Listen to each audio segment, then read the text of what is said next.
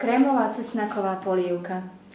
Na prípravu potrebujeme 2 litre vody, 80 deka očistených zemiakov, 6 deci mlieka, 2 žltky, 10 strúčkov cesnaku, 2 lyžičky polievkové masla, soľ a petržlenovú vňať.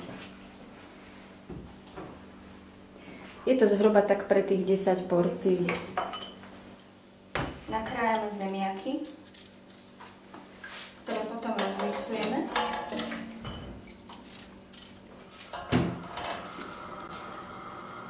Dáme trošku soli, trochu nuggety, nech si prejdú. A v ďalšom litri vody uvaríme roztlačený cesnak, 10 strúčkov.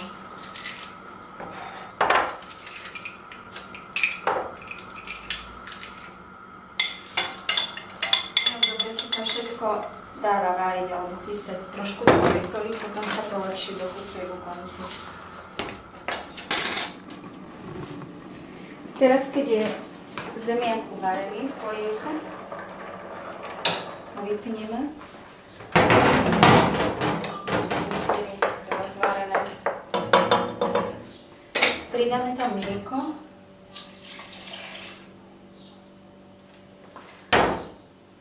Keď máme ostatný vývar, tak aj vývar dáme. Keď nemusí byť, je taká mocnejšia. Mixujeme. Najlepšie výkladme tomu mixovať, ale podľa toho, ako ste. Pridáme si žltky. Oni sa tak pekne krémovo rozbijú.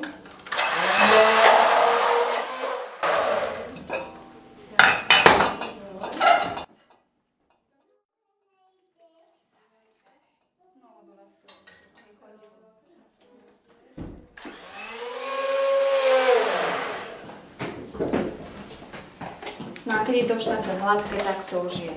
Polievku máme rozmixovanú a potom si už len tam opražíme tie rožky alebo chlieb, taký starší, a dáme si na vrch petržlenovú vňať a teraz ešte zjemníme maslom s tými 2 polievkovými lyžičkami masla.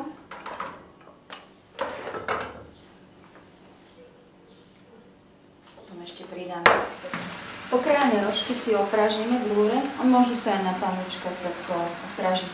Malo by to byť čím tak také rozložené, ale ja som si dala tento plech. Ale sa rozohreje. Dáme tam. Máme nabratú hotovú polievku a teraz tam dáme trochu opražených rožkov. Každý koľko si pridá. Dobrú chuť.